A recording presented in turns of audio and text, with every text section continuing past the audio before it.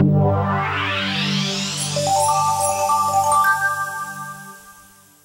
1972, am I correct in saying Harry Firth was the manager of the team?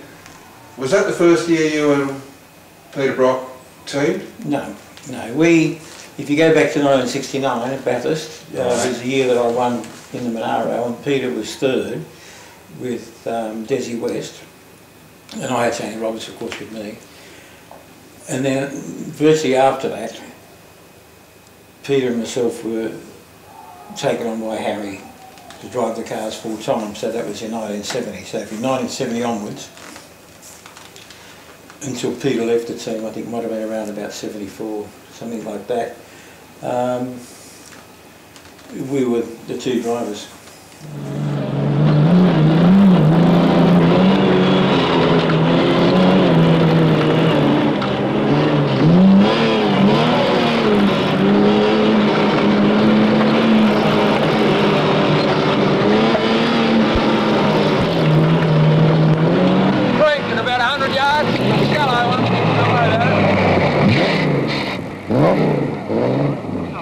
Rally Division Holden dealers team, deep in the snowy mountains, testing for a national championship event. Driver Colin Bond and navigator George Shepherd have been out in their car since dawn, and they've tried their hardest to bust it. The machine can withstand the rigours of rallying, the toughest of all automotive sports.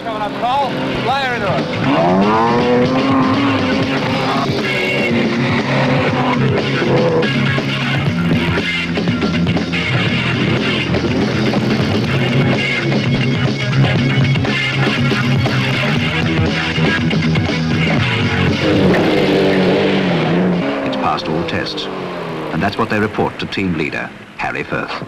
Good. Good. Back here. Now, I think the shocks are real good. Yeah. Particularly when we've got a full tank of gas. First thought for the crew after the hours of testing is food. And then Bond and Firth check out every facet of the test session, for nothing can be left to chance. They're professionals, but also the most effective competitive partnership in Australian motorsport. The Holden dealers team is built on professionalism. Its members are possessed with the ability to submerge their identities and operate as one. Colin Bond. He does little for a living but drive competition motor vehicles. An exuberant man, at first glance he doesn't seem capable of the killer instinct, the burning desire to win. Yet Bond is one of the rare breed of immensely skilled men who could make a motor car respond to their every bid. And he has won the nation's glamour race, the Bathurst 500. Bond has forged an impressive understanding with Firth. His team leader is recognised as one of Australia's leading motorsport figures. A brilliant engineer and innovator, a superb tactician with experience honed to a fine degree by years of rallying and road racing. Appreciate we should put these in. Oh, 28 to 26 bowl, otherwise they'll get a crown on it. They've got to stop flat. George Shepherd, navigator for Bond. Engineer, master mechanic, one man complementing the other. Driver, navigator. Firth is the hard taskmaster to his team. He demands all they've got. Here comes Colin Bond to make his pit stop. This will show us just how quick the Holden dealers team mechanics are.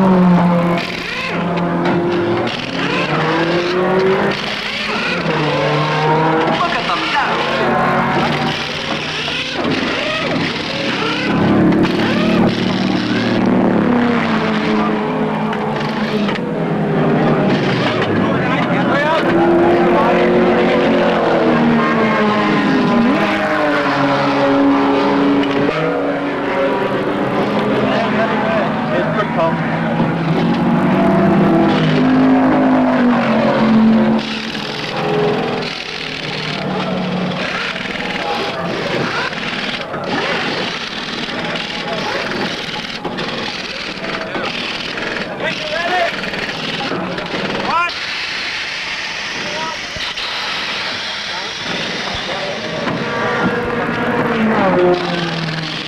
Just look at those fellas move. It's fantastic to see the way they do all their work and whether they don't get any double straight. But it still makes that chance that these fellas have got it right down to the tee. It's a tight-knit organisation, this Holden dealers team. Take it up, Frank. No more than a dozen members, and they've won every major touring car event on the Australian motorsports calendar. They have fierce pride in their achievements, and they have much to be proud of. But pride and satisfaction do not lead to complacency. With each victory, there's always the challenge of the next, looming, beckoning. Firth's unpretentious Melbourne garage mirrors the man. It is heavy with atmosphere, of wins and glory. Its walls are lined with nostalgia, the trappings of victory.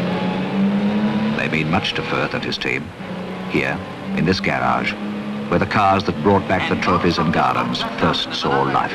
350. The big V8 is out handling the rest of the field, and with the driver of Bond's caliber aboard, they're so much faster it doesn't matter. It's a too much combination. The boards have dropped out of sight. Moffat went off a creek, and then Gagan blew a tire. So it's all Bond. Another win. No matter what the team fronts, they win. Round of the Manufacturers' Championships, same circuit, Warwick Farm, and the man out in front is Colin Bond. His car's the Monaro's baby brother, the Holden Tirana GTR XU1, and the story's the same. First into creek, and away it roars. With the rally only a few hours away, the final two members of the team arrived from Sydney, Harry Ferguson and David Johnson. And their love for the sport is such that they will fly 1,000 miles in a weekend for a rally. What sort of men are they? A food products factory seems an unlikely backdrop for a rally champion. Yet this is where you'll find Barry Ferguson, sales manager. He doesn't appear the type of man who would gladly spend 12 hours behind the wheel of a rally car. Ferguson is a driver of exceptional talent, and to those who do not know him, his appearance is beguiling. But in rallying, a driver is only as good as the man beside him, and the navigator who rides with Ferguson is David Johnson. Beauty, now over on the other spot now, Mike. Surveyor by trade, Johnson, like his colleagues, is possessed of dogged determination, perhaps the most crucial of all attributes for rallying. Morning, Harry. How are you? Pleased to see you. And Firth is here to meet them, to assure them that their car is a winner, if they point it in the right direction. Ferguson and Johnson know their machine has been prepared with meticulous attention to every detail, no matter how minor, but they still check it out. Such is their goal of perfection. That should be right, Barry.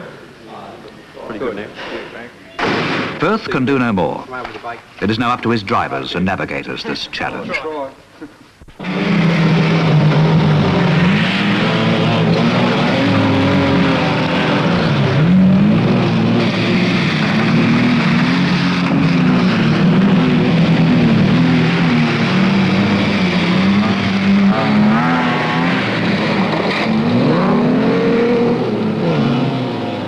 The mechanics of rallying are second nature to the Holden dealers team. The endless rush through the darkness, the kaleidoscope of 1,000 bends, hills, creek crossings, the vastness of the forests, the emotion that forces you to accept sheer mental and physical torture of the all-night grinds in the quest for victory. Struggling to stretch out a margin no matter how minor over the rest of the field.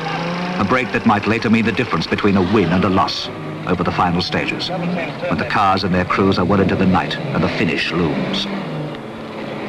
It's a challenge Bond, Shepherd, Ferguson and Johnson have accepted and triumphed over a score of times.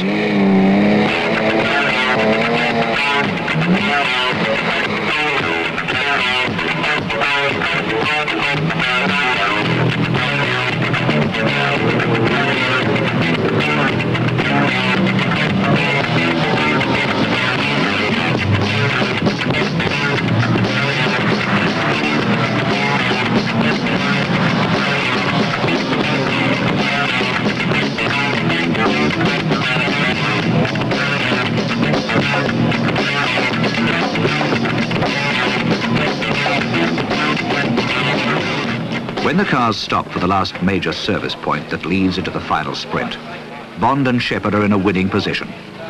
And to make certain they get to the finish line victorious, Firth is there to inspect the car, calling on his experience to locate anything even vaguely suspicious. It is the application of instinct. The years of endeavour, first as a driver and now a team manager. Firth is certain Bond will win tonight, but he will not unwind until the points are totaled and confirmation recorded.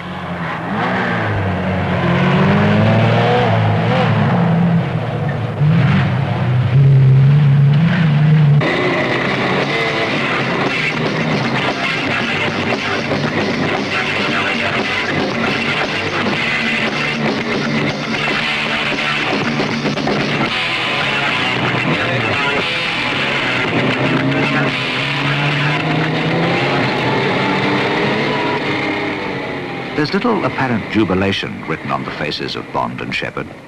Now they're too drained from the night's hard work for emotion. Uppermost of their thoughts is the need for sleep.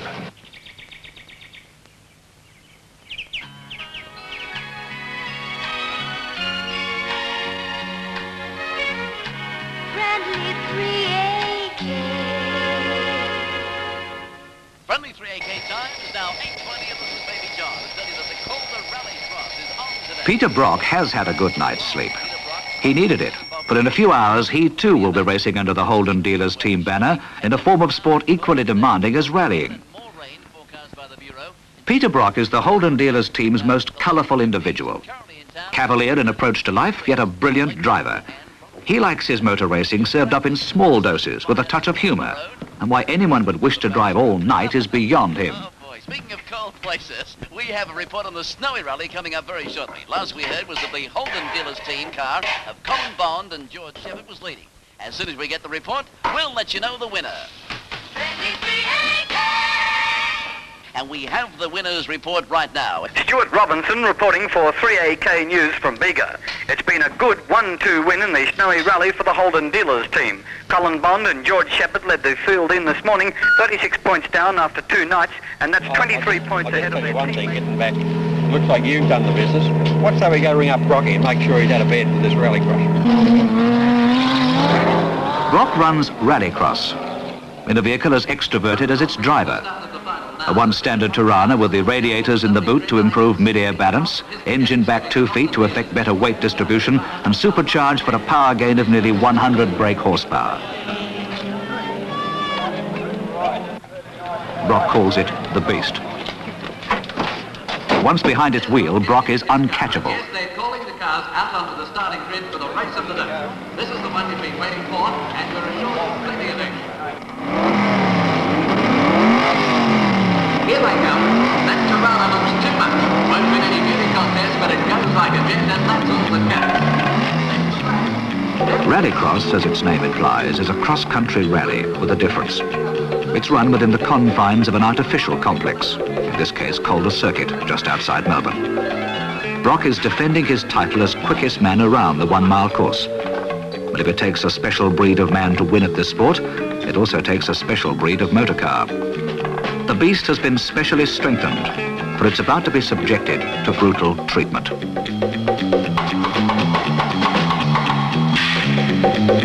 Brock will run 6 laps with 3 other finalists. The track is exceedingly slippery, and one mistake will put him into a fence or ditch. But it drives with exhilaration. Exhilaration enforced by the knowledge that he is dominant.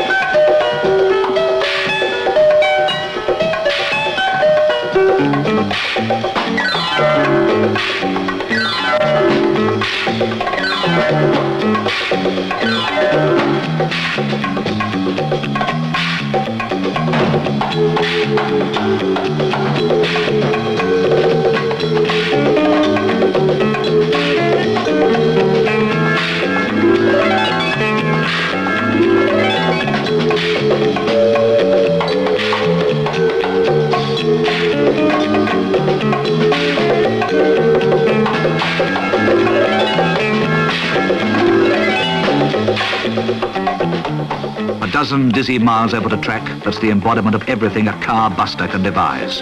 And they've won. Another achievement for Brock, for the car. Once a year, the international drivers come to Australia for the Tasman Series. Series production touring cars will be their stablemates as the main supporting feature. And they will compete for the prestigious South Pacific Championship. Today, Bond is practicing for the opening round of the series at Warwick Farm. 51.2, 8 seconds behind Bond. It's a measure of the team's confidence that he is its sole entry.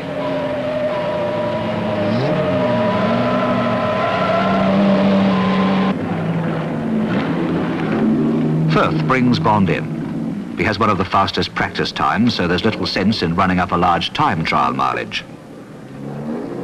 They have the measure of the opposition. That is enough. Well. and their Pete Hayes. They look fantastic, all bunched up, juggling for position, weaving all over the place. But look at Bond, smooth as silk. Here he goes. Bond will race over 40 miles of twisting, demanding Warwick Farm, a sometimes treacherous and unforgiving circuit. The Tirana will round 800 corners. The engine will roar to maximum revolutions each time Bond changes gears, and in the hour he will do that 400 times. In stamping the brakes equally frequently, he will wear out a set of special racing tyres. He will finish the race limp and tired from the strain of riding the razor's edge. He will step from the car without having made the slightest mistake. For motor racing is a sport that is unkind to those who fail to accord it respect. That is why Bond, Firth and the team have no fears. Bond's well and truly out in front now, just a few laps to go, and look at this, Moffat's in trouble. Looks like a collapsed wheel, and that puts paid to any effective opposition to Bond. Nothing can stop him now.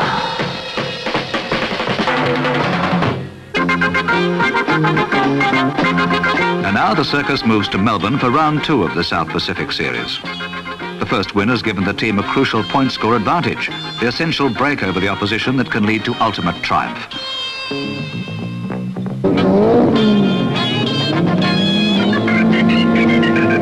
And away they go. This will be a pretty tough race for Colin Bond. Sandown Park's made to order for the big Fords. They've used their immense horsepower advantage to full effect and have grabbed the top 2 slots in the time trials.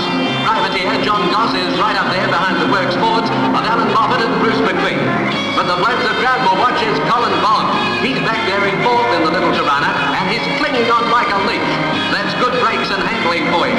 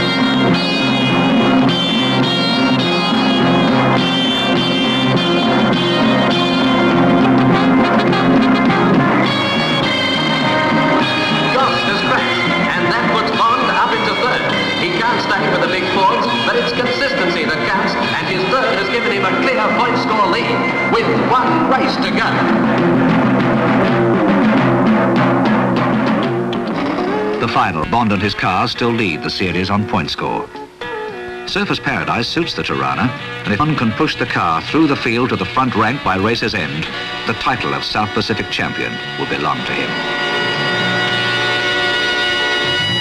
And away they go. The big Fords have boomed away again. It's a long drag down to the first bit.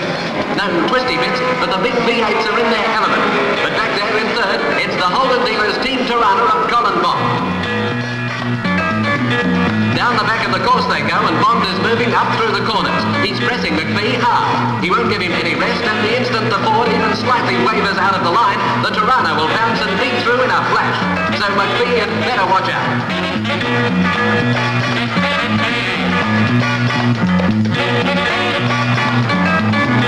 And there's the move. Look at Bond. Brilliant piece of driving. I don't think McPhee knows where it came from. That was too much. And now Bond's out after Moffat.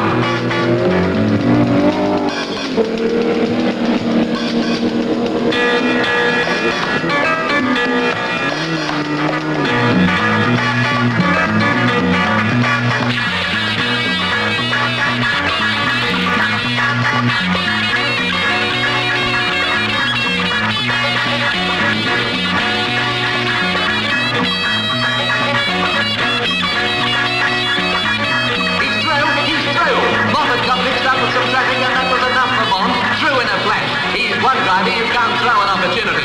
So what's going to happen now? Moffat needs that first place to wrest the point score away from the Holden, but he's going to have his work cut out.